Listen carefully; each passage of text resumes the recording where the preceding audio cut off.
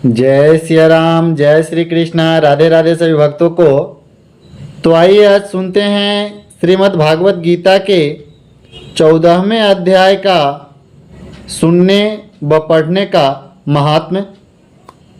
एक समय की बात है, भगवान भोलेनाथ माँ पार्वती से कहते हैं, हे देवी पार्वती, अब मैं भवबंधन से छुटकारा पाने के साधनभूत 14वें अध्याय का महात्म्य का वर्णन बतलाता हूँ, जिसे आप ध्यानपूर्वक सुने। सिंहल द्वीप में एक बेताल नाम के राजा रहते थे, जो सिंह के समान पराक्रमी और कलाओं के भंडार थे। एक दिन वे शिकार खेलने के लिए उत्सुक होकर के राजकुमारों सहित 2 कुतियों को साथ में लेके गए। वहां पहुंचने पर उन्होंने एक तीव्र गति से आते हुए खरगोश को देखा। फिर उन्होंने उस खरगोश के पीछे अपना कुतिया को छोड़ दिया। उस समय सब प्राणियों को देखते देखते खरगोश इस प्रकार भागने लगा मानो उड़ने लगा हो। दौड़ते दौड़ते बहुत थक जाने के कारण वह एक बहुत बड़ी गड्ढे में जा गिरा।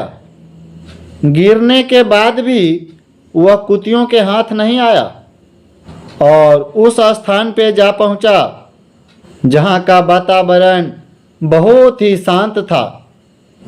वहां हिरन निर्भय होकर वृक्ष के छाया में बैठे रहते थे। बंदर भी अपने आप टूटकर गिरे हुए नारियल के फलों और पके हुए आमों से पूर्ण तृप्त रहते थे। वहाँ सिंह, हाथी, सबके बच्चे एक साथ खेलते थे। सांप भी निडर होकर मोर के पंख में समा जाता था। उस स्थान में एक आश्रम के भीतर वत्स नामक महात्मा रहते थे, जो जितेंद्रिय एवं शांत भाव से निरंतर गीता के 14वें अध्याय का पाठ किया करते थे।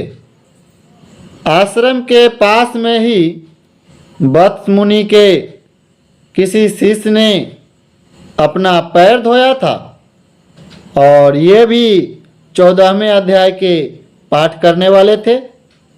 उनके पैर धोने के कारण वहाँ की मिट्टी हमेशा गीली रहती थी और खरगोश का जीवन कुछ शेष बचा हुआ था। वह दौड़ते हुए, हाँफता हुआ आकर उसी कीचड़ में जा गिरा। उसके स्पर्श मात्र से ही उसी समय खरगोश दिव्य विमान पर बैठकर स्वर्गलोक को चला गया। फिर कुतिया भी उसका पीछा करती हुई वहां आई। वहां उसके भी शरीर में कीचड़ के कुछ छींटे उड़ करके पड़ गए। फिर उसी समय उसका भूख प्यास सब चला गया। उसके बाद वह कुतिया का रूप त्याग कर उसने दिव्यांगना का रमणीय रूप धारण कर लिया तथा गंधर्वों से सुशोभित दिव्य विमान पर बैठकर वह भी स्वर्गलोक को चला गया। यह देख मुनि के शिष्य स्वकंधर अपने आप हंसने लगे। उन दोनों के पूर्व जन्म की बैर का कारण सोचकर उन्हें बड़ा विस्मय हुआ। उस समय राजा के नेत्र भी आश्चर्यचकित हो उठे। फिर राजा ने बड़ी भक्ति के साथ प्रणाम करके कहता है, हे ऋषिवर, ये नीच योनि में पड़े हुए दोनों प्राणी कुतिया और खरगोश दोनों ज्ञानहीन होते हुए भी जो स्वर्गलोक में चले गए, इसका क्या कारण है? सो इसका पूर्ण कथा आप सुनाइए। फिर वो मुनि के शिष्य ने कहा, हे भूपाल, इस वन में एक वत्स नामक महात्मा रहते हैं। वे बड़े जितेंद्रिय महात्मा हैं।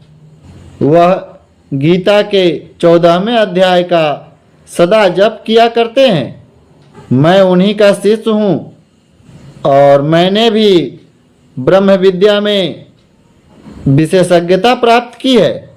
गुरु जी की भांति मैं भी सदा गीता के 14वें अध्याय का पाठ करता हूँ।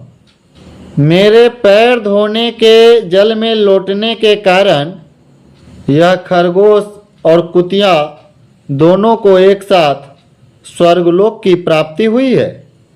और अब मैं अपना हंसने का कारण बताता हूँ।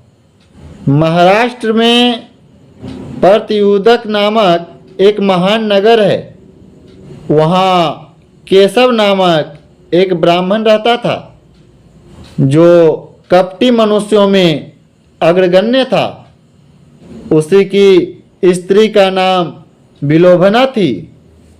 वह अपने पति की बात न मानकर स्वच्छंद विचरने वाली थी। इससे क्रोध में आकर जन्म भर के बैर को याद करके वह ब्राह्मण ने अपनी स्त्री का वध कर डाला और उसी की पाप से उसको खरगोश की योनि में जन्म मिला। और ब्राह्मणी भी अपने पाप कर्म के कारण कुतिया में जन्म ली।